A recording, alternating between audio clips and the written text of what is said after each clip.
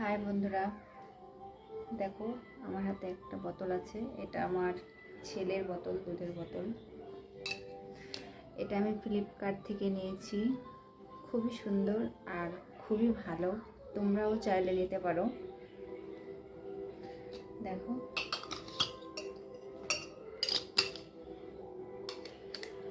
তার সঙ্গে একটা ব্রাশও আছে, এই যে দেখো,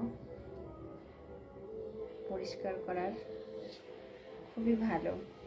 আর দেখো কতটুকু তোমার বাচ্চাকে খাওয়াচ্ছে, অবশ্য কেউ দেখতেও পাবে না। আর স্টিল, প্লাস্টিকের বোতলও খাওয়ানো অবশ্য ভালো না। আর এটা হচ্ছে স্টিল, এটাতে কোনো অসুবিধে নেই। তো আমার ভিডিওটা যদি তোমাদের ভালো লাগে অবশ্যই লাইক, কমেন্ট এবং সাবস্ক্রাইব করে দিও আর শেয়ার করে দিও।